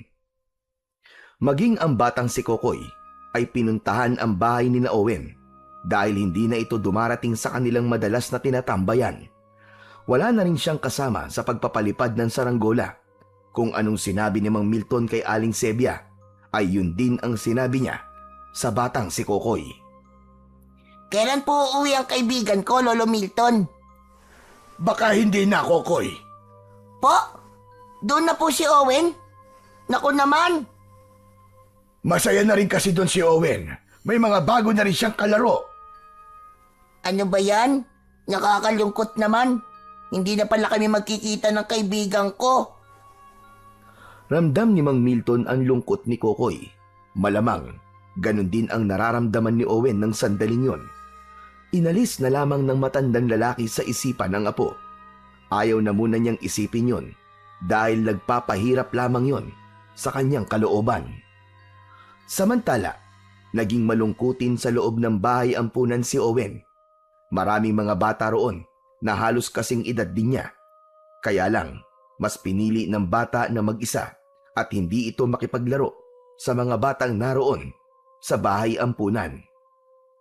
Owen, iho, naghihintay sa labas sa mga bago mong kaibigan. Bakit hindi ka makipaglaro sa kanila? Okay na po ako dito sa loob ng kwarto. Nag-iisa ka lang dito. Ayaw ng lolo mo na makikita kang ganyan. Kaya kanya dinala rito ay para maging masaya at magkaroon ng maraming kaibigan. Babalikan pa po ako ng lolo ko dito. Alam ko po yun. Hindi niya po kaya na mawala ako. Babalik po siya. Owen, iho, mas magiging maayos ang buhay mo rito. Makakapag-aral ka pa. Kapag malaki ka na, pwede mong balikan ng Lolo Milton mo. Samantala, ilang araw mula nang dalhin ni Mang Milton sa bahay ampunan ang apong si Owen, ay muling nagkaroon ng hindi inaasahang panauhin ang matandang lalaki. Nagpapahinga noon si Mang Milton. Isang malakas na tadyak ang kanyang naramdaman na tumama sa kanyang tagiliran. Bakit mo ako tinadyakan? Tama lang yan sa'yo, tanda. Hayop ka! Anong kailangan mo sa akin? Basta ka na lamang papasok sa loob ng pamamahay ko. Wala akong pakialam sa'yo. Sabi ko, lubayan niyo na ako. Pabayaan niyo na ako sa buhay na gusto ko. Hindi pwedeng mangyari yon, tanda. Dahil kailangan mo sundin at gawin ang batas na ipinatutupad sa ating lahi. Hindi mo maaaring takasan ang iyong pagiging aswang. Kinalimutan ko na yon. Matagal na panahon nang pinatulog ko sa aking pagkatao ang pagiging aswang mula nang mamatay ang asawa ko. Dahil yun ang ipinangako ko sa kanya. Naiiwan ko na ang dati kong masamang ginagawa at magbabago na ng tuluyan. Sabi ko sa'yo, hindi mo basta-basta matatakasan ang lahing pinagmulan mo. Dahil aswang ka pa rin, nasa dugo mo ang pagiging aswang. Himala na lamang ang maaaring makapagpaalis niyan sa katauhan mo. Ayoko nang pumatay ng tao. Ayoko nang tumikim ng kahit na anong magpapaalala ng pagiging aswang ko. Kaya ba mas gusto mong pagyagaan na lamang ang mga karne ng palakang bukid? Hindi ka ba nagsasawa at nasusuka sa kakakain ng palakang bukid? Masarap pa rin ang dugo at laman loob ng tao. Magpapabata sa'yo, magpapalakas na katawan mo. Tignan mo nga ang itsura mo. Patuloy sa pagkalubot at pagdanda ang itsura mo. Milton, masdan mo ang itsura ko sa itsura mo. Ako matipuno, malakas. Ikaw naman, nanghihina at nangungulubot na. Tama ka. Subalit may katiwasayan ang isipan ko ngayon. Kalokohan yung sinasabi mo. Boring at ang lungkot ng buhay mo, Milton. Masyado ka lamang nagpaloko sa asawa mo. Naging sunod-sunuran ka sa kanya. Kaya pati pagiging lahing aswang mo, tinalikuran mo, gayong aswang ka pa rin. Wala kang pakialam sa buhay na pinili ko, Gardo. Nasaan ang bata? Anong ginawa mo sa kanya? Saan mo siya dinala? Hindi mo na kailangan malaman. Inalis ko siya rito para iligtas sa mga katulad mo. Talagang mas gusto mo pa mapahama ka kaysa ang isuko sa amin ng batang alaga mo. Dahil hindi ako papayag na gawin yung alay ang apo ko. Matagal ko siyang inalagaan at iningatan para lang kunin niyo at gawing alay. Dahil siya ang hinihingi ng ating Panginoon, ang Panginoon ng dilim, isang sariwan dugo. Bakit si Owen pa? Marami namang iba dyan. Pihi ka ng Panginoon ng dilim. Siya ang pumipili at kailangan sundin ang gusto niya. Hindi siya dapat nabibigo sa anumang naisin niya. Isa yun sa maigpit na dahilan ni Mang Milton kung bakit kailangang ilayo niya si Owen, kung bakit pinili niyang mahiwalay sa kanya ang bata upang maprotektahan niya ito mula sa tangka ng kampon ng kadiliman. Nais nilang gawing alay si Owen, bagay na hinding-hindi hahayaang mangyari ni Mang Milton. Mula pa nang tumira sa kanya ang ina ng bata na si Clara, ay nagsimula na siyang guluhin ng mga kampon ng kadiliman. Maging si Clara ay nakursunodahan din nilang kunin, subalit ipinaglaban yun at hindi pinahintulutan ni Mang Milton. Yun nga lang, nawala pa rin siya pagkatapos na isilang si Owen.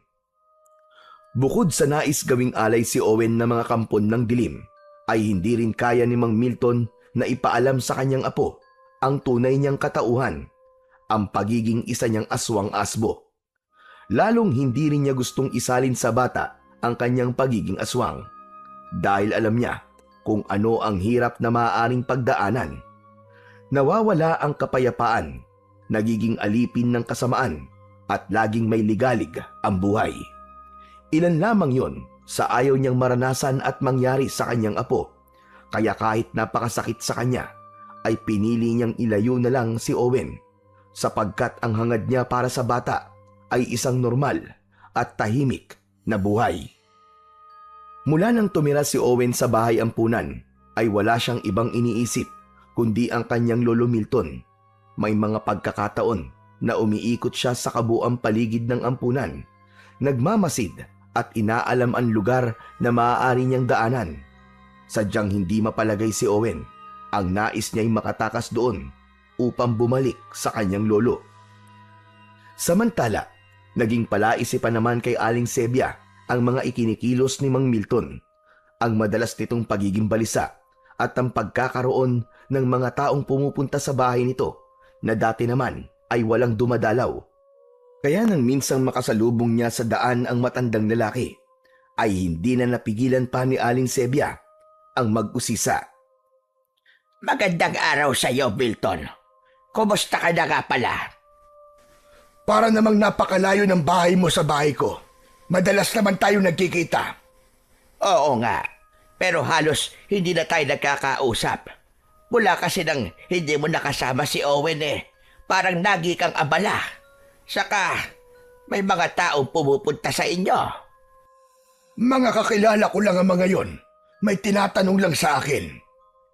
Buong akala ko ay wala ka baga kaibigan. Kwan, kailan ko lang din sila nakilala. Sige na, Sebia, may kailangan pa akong gawin. Milton, talaga bang ayos ka lang? Oo naman, ayos na ayos lang ako. Bakit mo na itanong? Baka kasi kailangan mo ng tulong. Ako bilang kaibigan at kapitbahay ay nandito lang lagi. Napangiti na lamang si Mang Milton at nagpasalamat sa ipinapakitang pag-aalala at pagmamalasakit sa kanya ni Aling Sebia.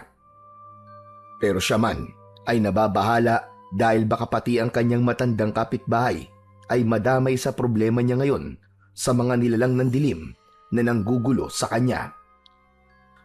Tila ayaw talagang tigilan ng mga kampo ng dilim si Mang Milton. Pilit na hinahanap sa kanya ang apong si Owen na itinago niya sa ampunan. Wala pa rin bang apo mo, Milton? O wala ka talagang planong isuko siya, gaya ng nais ng Panginoon ng Kadiliman? Sabi ko naman sa iyo, Gardo, huwag na si Owen. Hindi ka na makakatanggi pa. Hindi mo maaaring biguin ang ating Panginoon.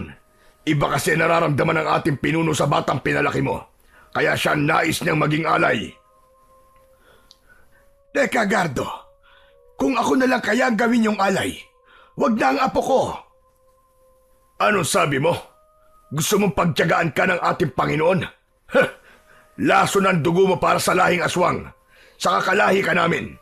Pareho ang dugo natin. Gaya ng nasabi ko na, hindi ko maaaring maisuko ang aking mahal na apo. Mas mahal mo pa ba siya kaysa sa ating Panginoon? Yung bang ibig mong mangyari? Baka iniisip mo na dahil tumututol ka ay matatapos na ron ang lahat. Kahit saan mo pa itago ang iyong apo, ay matutuntun at matutuntun din siya ng mga kalahi natin. Hindi mo maitatago sa kanila ang iniingatan mong apo. Mahanap at mahanap siya kahit saan. Hindi niyo gagawin yun. Huwag niyong papangasang kunin si Owen. Ako mismo makakalaban niyo pag nagkataon. Kahit magkauri tayo, kaya ko kayong harapin para sa kaligtasan ng aking apo. Masyado mo siyang pinoprotektahan. Pero tignan na lang natin kung hanggang saan na magagawa mo. Hindi mo yata ganap na kilala ang lahi ng aswang na ibig mong kontrain. Para mo na ring hinangad ang maaga mong kamatayan. Sa ampunan, kung saan iniwan at itinago ni Mang Milton si Owen, para sa kanya ay ligtas na lugar yon para sa apo, lalo na't ang ampunan ay katabi ng isang simbahan. Pero madalas ay hindi kagad nakakatulog sa gabi ang bata. Maraming gumugulo sa isipan niya. Kapag nakakatulog naman si Owen, ay nagkakaroon ng panaginip na dati hindi niya napapanaginipan nung naroon pa siya sa bahay ng kanyang lolo Milton. Parang totoong-totoo. Nanaginip na naman ako. Ilang beses na ako nananaginip ng ganun May mga gustong pumatay kay Lolo Milton ko. Mga kakaibang halimaw. Mga aswang na ayaw siyang tigilan. Ayoko may masamang mangyari sa Lolo Milton ko. Hindi ko siya pwedeng pabayaan. Hindi ako naniniwala sa mga sinasabi niya na ayaw niya na sa akin. Hindi totoo yun, nagsisinungaling lang siya. Sabi niya pabigat ako. Hindi totoo yun. Alam kong mahal na mahal ako ni Lolo Milton. Sigurado ako na may dahilan kung bakit niya ako dinala rito sa ampunan na to. Lumapit ang isang tauhan sa ampunan nang makitang nakaupo sa kanyang kama si Owen at gising pa ang bata. Hindi ka pa natutulog, Owen? Hindi pwede magpuyat. Nakatulog na po ako. Kaya lang nagising po ako Kasi po nanaginip po ako. Ganun ba? Kung ano man yun na panaginipan mo, hindi yun totoo. At kung nakakatakot yun, kailangan mo lang gawin ay mag-pray ka para hindi ka na ulit managinip na masama. O sige na, mag-pray ka na muna at bumalik ka na sa pagtulog, ha? Opo. Tumalikod na ang tauhan ng ampunan. Naniniwala si Owen na kailangan niya ang magdasal, pero hindi lang para sa masama niyang panaginip, kundi para din sa kaligtasan ng kanyang lolo Milton. Subalit pakiwari niya ay hindi lang basta panaginip yon tungkol sa kanyang lolo, kundi posibleng may katotohanan na nasa panaginip nito.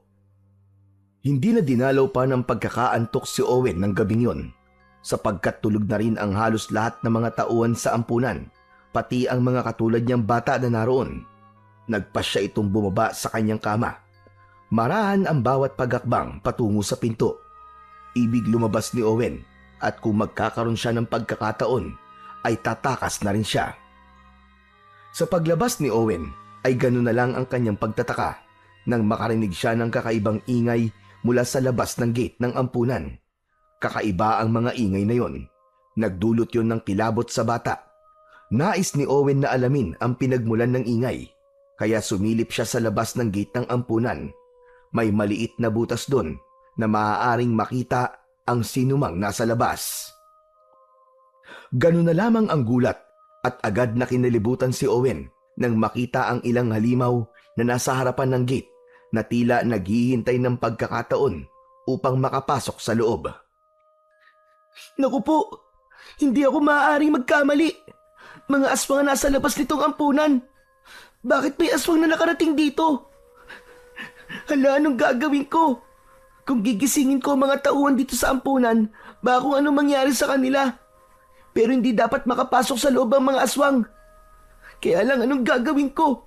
Paano ko haharapin ang mga nakakatakot na aswang na to? Umaatungal at naghihintay ng pagkakataon ang mga halimaw kung paano makakapasok sa loob ng ampunan.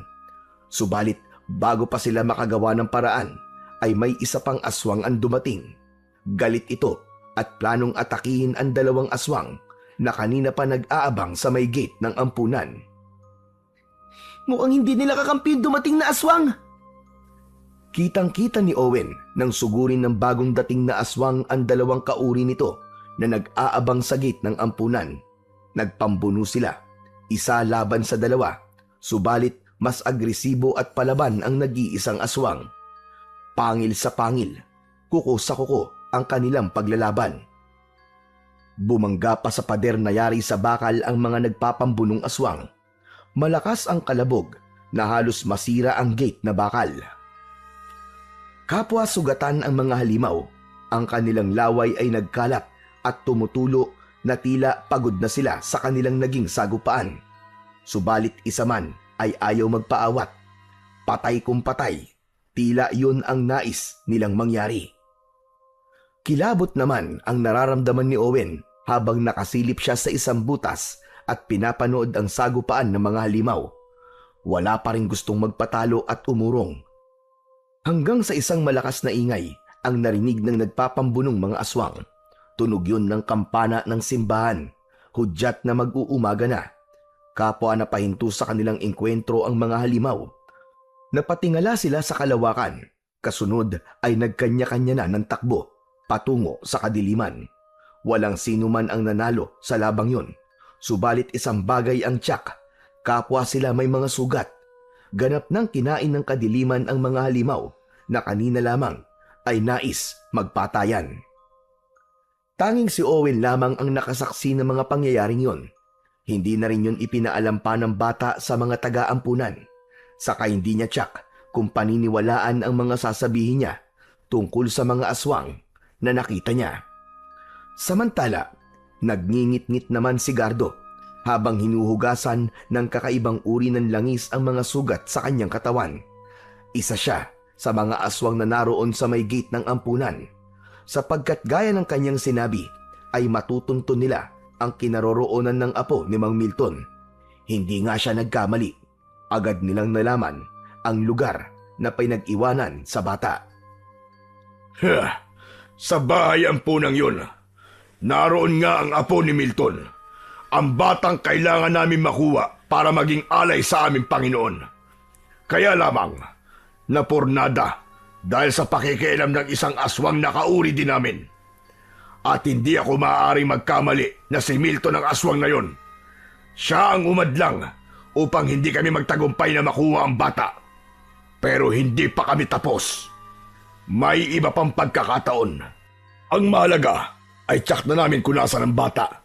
Kaya babalikan na lamang namin siya. At sa pagbabalik namin, ay dapat matiyak na namin na makukuha na namin ang apo ni Milton. Sa lugar ni Mang Milton ay muntik na siyang mapamura nang biglang sumulpot sa likuran niya at nagsalita si Aling Sebia. Ano ka ba naman, Sebia? Nanggugulat ka naman. Ikaw naman hindi ka pa nasanay sa akin, Milton.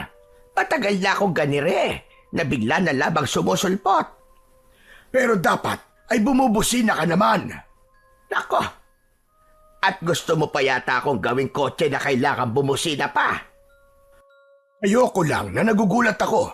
Paano na lang kung may hawak akong itak tapos ginulat mo ko? Baka natagpas ko ang leg mo. Hoy, grabe ka naman dyan. Hindi mo naman magagawa yun, Kaya wag mo nang uulitin ang panggugulat sa akin. Teka, ano ba nangyari sa'yo at may mga sugat ka, Milton? Kanino ka bang nakipag-away, ha? Pwede ba, Sebia? Huwag ka na lang magtanong. Lahat na lang ipinakikialaman mo. Milton, nag-aalala lang naman ako sa'yo. Hayalat mo kang malalim ang mga sugat mo. Mamaya niyan kumapano ka. Gusto mo ba tulungan kitang gamutin ang mga yan? Hindi na. Okay na ako, Sebia. Kaya ko na ito. Saan ka nga ba kasi napaaway? Sabi ko na sa'yo, sa akin na lang yon. Saka wag mo na akong alalahanin. Ayos lang ako. Hindi ko ikakamatay ang mga sugat na ito. Si Mang Milton ang isa sa mga aswang na nakipagpambuno. Siya ang aswang na humadlang sa masamang pinaplano ng aswang na si Gardo dun sa bahay ampunan. Dahil gaya ng kanyang sinabi, hindi siya papayag na guluhin nila si Owen, lalo na ang kunin doon ng bata. Handa niyang itaya ang kanyang buhay para sa kaligtasan ng kanyang apo. Bagamat hindi tiyak ni Mang Milton kung hanggang saan niya kayang protektahan si Owen mula sa mga kampo ng dilim na nais kumuha sa bata. Dahil nga sa nangyaring pagpunta ng mga aswang sa ampunan, ay nakabuo ng pasya si Owen na pagsapit ng gabi ay gagawa siya ng paraan upang makaalis sa lugar na yon. Kailangan maipaalam din niya yon sa kanyang lolo at baka may maitulong ito para sa mga batang naroon sa ampunan. Kaya nagkunwaring maagang natulog si Owen ng gabing yon nang sumapit na ang hating gabi. At tahimik na ang lahat sa loob ng senter ay agad na bumaba ng kanyang kama ang bata. Tiyak ang kanyang bawat kilos. Dapat siyang makaalis sa lugar na yon dahil hindi siya maaaring basta dumaan sa gate sapagkat matitibay ang mga kandadong gamit doon kaya dumaan siya sa pader.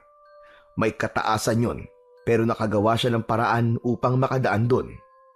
Umakyat siya sa puno na halos nakadikit sa pader.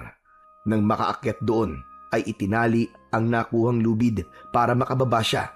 Naglambitin siya sa lubid papunta sa kabila ng pader sa labas ng ampunan. Kaya malayang nakalabas si Owen.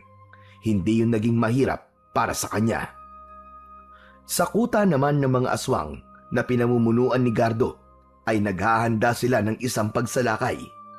Hindi nila nagustuhan ang ginawa ni Mang Milton na pakikialam. Nagtamo siya ng mga sugat na muntik na niyang ikapahamak kaya kailangan niyang makaganti.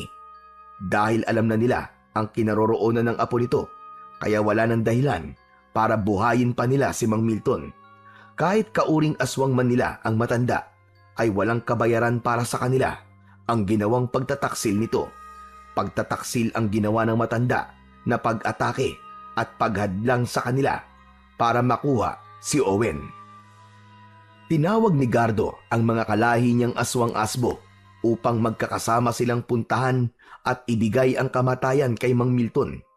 Pagkatapos nilang mapatay ang matanda na nagtaksil sa kanila, ay sa kanila babalikan ang ampunan upang kunin doon si Owen. Yun nga lang, wala silang alam na nakatakas na ron ang bata. Samantala, mabilis ang bawat lakad ni Owen kahit madilim. Binabagtas ang daan patungo sa bahay ng kanyang lolo Milton. May kalayuan yon mula sa bahay ampunan na pinagdalhan sa kanya. Tila umayo naman ang tadhana at tamang pagkakataon sa bata. Isang jeep na may mga kargang gulay ang nakahinto na ang ruta ay patungo sa direksyong pupuntahan niya.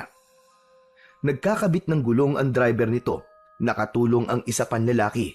Sa tingin niya ay naplatan ang sasakyan kaya pinalitan ng gulong. Nagmamadali namang lumapit si Owen sa sasakyan. Malapit nang matapos ang pagkakabit ng gulong kaya kailangan makapwesto kagad siya sa likod ng sasakyan para makabalik sa baryo kung nasaan ang bahay ng kanyang lolo Milton. Saglit pa ay umandar na ang jeep. Nakapwesto na sa likod si Owen kasama ang mga gulay. Walang lingon-lingon ang dalawang lalaking nakaupo sa unahan ng sasakyan kaya hindi nila alam na may ibang pasahero na silang sakay. Patungo sa baryo na kinalakihan ni Owen ang sasakyan hanggang sa huminto ito sa lugar na malapit sa isang sementeryo. Tapat yon ng isang tindahan. Maaaring hanggang doon na lang ang jeep. Nang bumaba ang dalawang lalaki, ay mabilis ding bumaba ang bata. Lalakarin na lamang ni Owen ang pagpunta sa bahay ng kanyang lolo Milton dahil malapit na yon. Napadaan siya sa tapat ng isang sementeryo. Nang nasa tapat na siya ng sementeryo, ay hindi niya maipaliwanag na biglang bumigat ang kanyang mga paa. Hala, ano nangyayari? Ba't ganun? Parang ang hirap iakbang ng mga paa ko. Mabigat ikilos. Pilit na inaangat ni Owen ang kanyang dalawang paa, kaya lamang tila may humihila dito at hirap siyang iakbang. Ang bigat! Ang bigat ng mga paa ko! Subalit nanlaban si Owen. Pilit niyang nilabanan ang pamimigat ng kanyang paa. Hanggang sa maya-maya pa ay nawala yon. Nang maramdaman ng bata na wala na ang pamimigat ng kanyang mga paa, ay kumaripas na lamang ito ng takbo na tila nagtatayuan ng buhok sa kanyang katawan. Ang pangyayaring yon na naranasan ng bata ay merong nais ipahiwatig sa kanya. Samantala, sa lugar ni Mang Milton ay nagising siya sa ingay ng mga kakaibang tahol ng mga aso. Umaalulong ang mga yon. Ayon nga sa mga matatandang kwento, kapag umaalulong daw ang aso sa gitna ng gabi, ay nakakakita ito ng kakatuwang nilalang. Maya-maya pa ay nagkaroon ng hindi maipaliwanag na amoy na dala ng hangin. Ano bang amoy yun? Napakabaho! Amoy nabubulok! Hindi mapalagay ang matanda dahil sa mabahong amoy na yon, kaya lumabas siya ng bahay upang alamin kung saan ba yun nanggagaling. Kaya lamang sa pagbukas ni Mang Milton ng pinto ng kanyang bahay, ay ganun na lamang ang kanyang sindak dahil sa nabungaran. Maabagin langit! Anong nilalang ka? Ang baho! Naaagnas na bangkay ang nasa harap ni Mang Milton. Hindi siya maaaring magkamali. Isang uri ng aswang ang nasa kanyang harapan. Isa tong aswang amalanhig. Bumabangon mula sa libingan dahil sa isang misyon na hindi natapos gawin. Kaya bumangon ito upang tapusin yun. Tauhan ka rin ba ni Gardo na pinapunta rito para guluhin ako? Hindi niyo po ba ako nakikilala? Itay Milton! Sino ka? At bakit tinatawag akong Itay Milton ng isang amalanhig? Ako ito, Itay Milton. Ang anak niyo. Ano ba sinasabi mo? Wala akong anak. Sandali. Clara! Ikaw ba yan, Clara? Opo, Itay Milton. Ako nga ito. Si Clara. Ibig mo sabihin naging isa kang amalanhig. Ibig sabihin, isa kang aswang. Opo, Itay Milton. Isang lihim na aking itinago sa inyo na nakamatayan ko na. Dahil ang nais ko'y iwan na rin ang ganong uri ng pagkatao. Subalit hindi madali, pero pilit kong pinaglalabanan para sa aking katahimikan.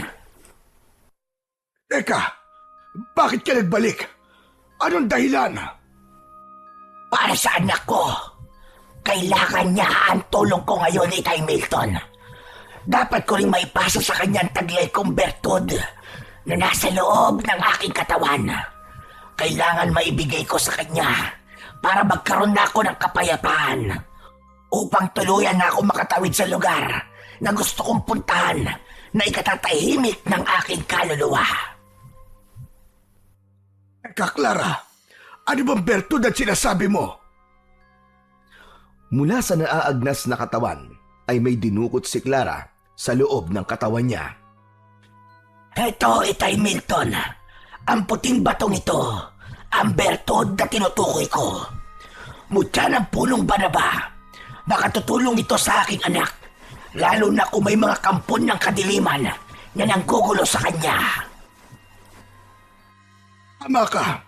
Ginugulo nga ako ng mga masasamang aswang at nadamay si Owen. Sadyang madadamay siya dahil anak ko si Owen. Kaya di ako magtataka. Nangangarim ng kampon ng dilim na maging alay ang aking anak. Tama, Clara. Ganun nga ang nais mangyari ng mga kampon ng kadiliman.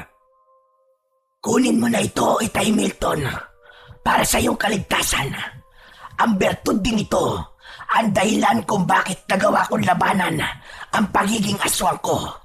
Kaya namuhay ako nang hindi ko ginamit ang kasamaan dulot ng aking pagiging aswang. Kunin mo na ito, Itay Milton. Sa tingin ko, ikaw ang masigit na nangangailangan nito para sa kaligtasan ng aking anak.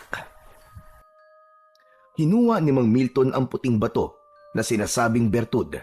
Pagkakuha ng matandang lalaki ay tumalikod na si Clara at lumakad ito papalayo.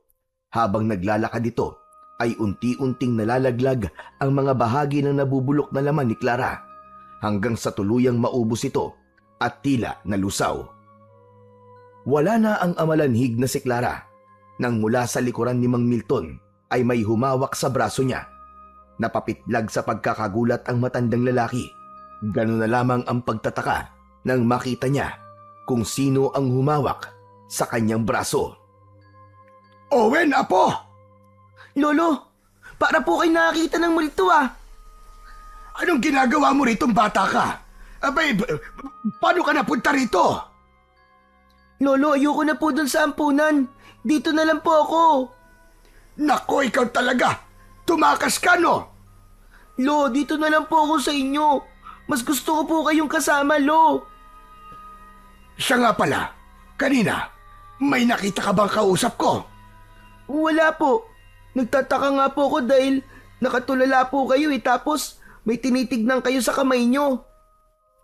Owen, apo, ang inay mo. Ano po? Ang inay ko po, Lolo Milton? Lo, sabi niyo po, sanggol pa lang po ako, namatay na po siya. Wala ka talaga nakitang kausap ko kanina. Wala nga po, Lo. Hindi na ipinilit pa ni Mang Milton ang ibig na sana niyang ipaliwanag sa apo. Okay na rin na wala itong nakita.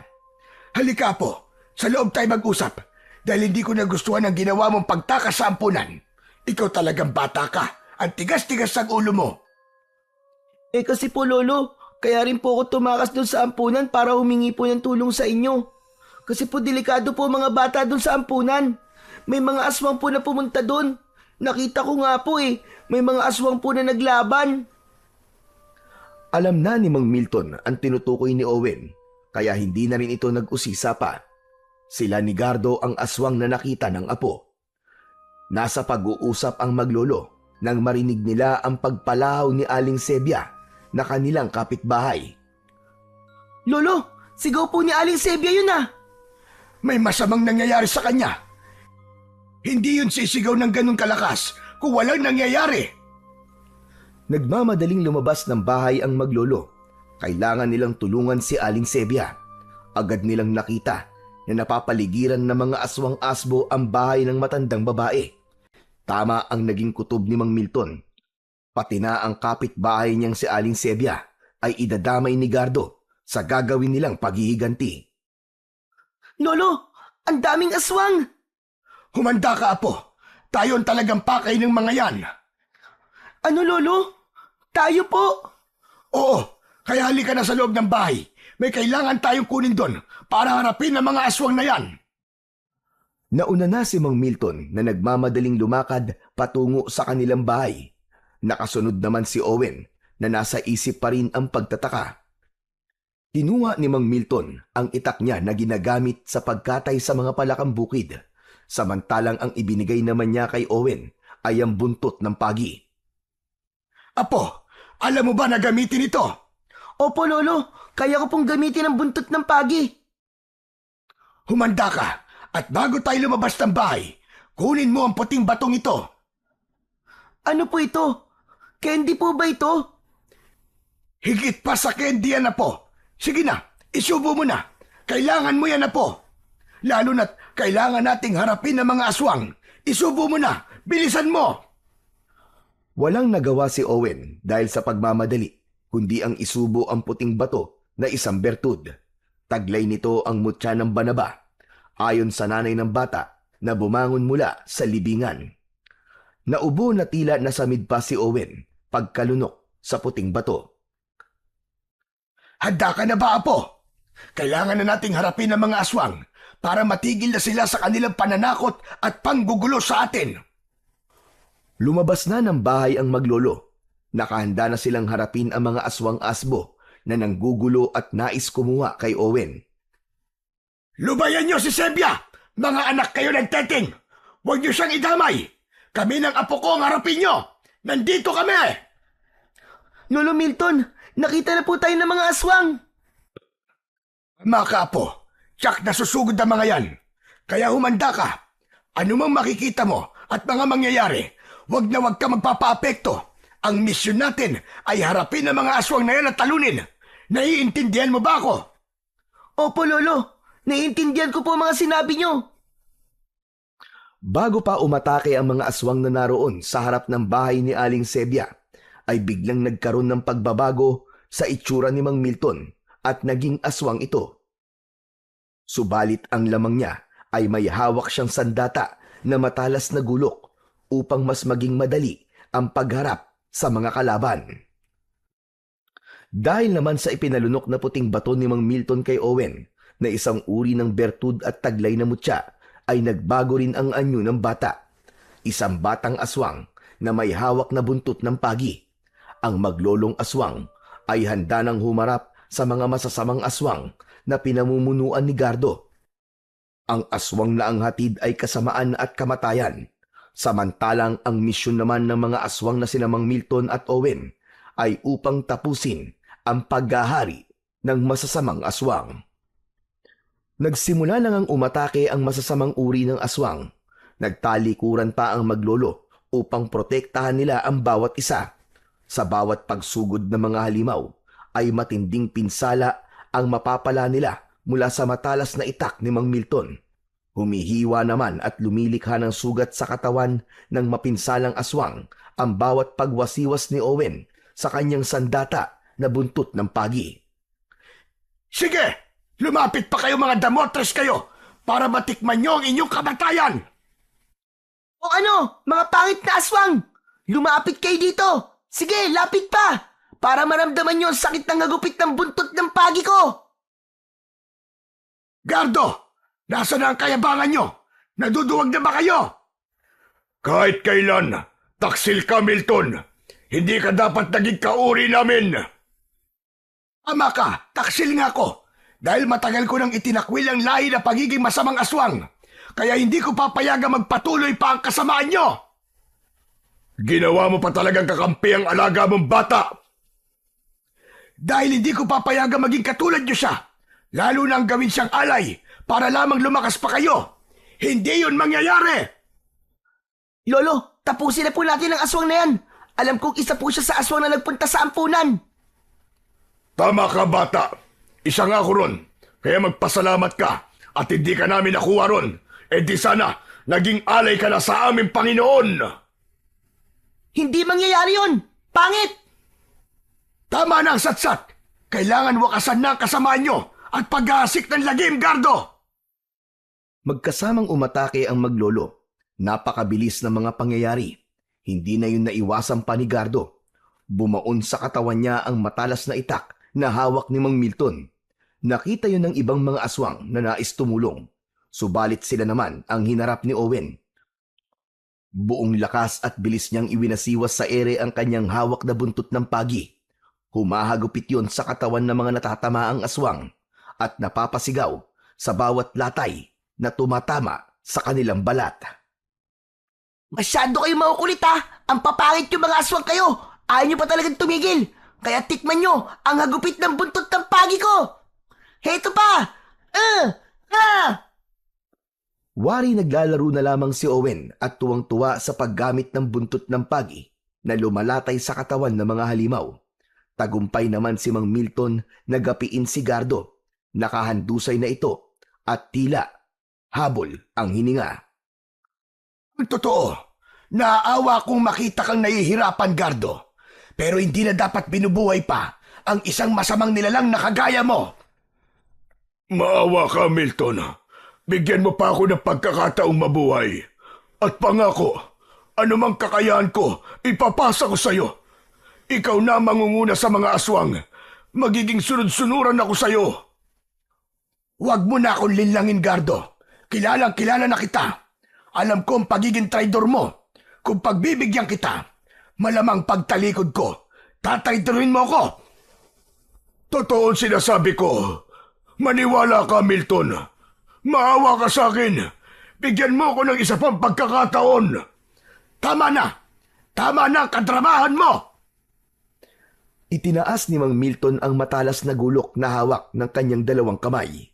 Sa kabuon lakas at mariin na itinusok sa katawan ni Gardo sa tapat mismo ng kanyang puso. Pumulandit pa ang masaganang dugo at kumalat yun sa lupa. Yun na ang kanyang kamatayan. Paalam na, Gardo. Yan na ang katapusan mo. Sa pagkamatay ng kampon ng dilim ay biglang may lumukob na itim na usok sa lugar na kinaroroonan ng mga namatay na aswang. Nabalot ng itim na usok ang lugar. Saglit pa ay unti-unting nawala ang usok. Maging ang mga bangkay na kampon ng kadiliman, pati na si Gardo, ay kasamang tinangay ng usok na yon. Maaaring kagagawan yon ng Panginoon ng kadiliman. Kinuha nito ang kanyang mga kampon. Ngunit kung sakali man na bumumuli ng pangkat ang puwersa ng kadiliman, may magiging katapat na sila at magiging tagapagtanggol ng kapayapaan. Isa ding uri ng aswang. Yun ay sina Mang Milton at Owen, subalit hindi upang maghatid ng takot at lagim, kundi upang magpakalat ng kapayapaan at kaligtasan sa lugar na yon. Uri ng aswang na ang hangad ay kabutihan ng kapwa. Wala nang dahilan para ilayo pa o magkahiwalay sina Mang Milton at si Owen. Tapos na rin ang ikinakabahala ni Mang Milton na kukunin na masamang nilalang ang bata para gawing alay. Kapwa man sila may kakaibang pagkatao at katangian, pero iisang bagay naman ang meron silang pagkakapareho. Yun ay ang hangarin na makatulong at mapanatili ang katahimikan sa baryong yon. Higit sa lahat ay ang tunay na pagmamahal sa isa't isa na hindi mawawala sa kanilang puso, kakaiba man ang kanilang katauhan. Hindi tayo isinilang upang maging masama. Subalit dahil sa iba't ibang kadahilanan ay naliligaw tayo at nabubulid sa paggawa ng kasamaan at kasalanan. Kaya lagi nating isipin na mas mainam pa rin na gawin ang tama at kabutihan upang hindi ito ang maghatid sa atin ng kamatayan at kapahamakan.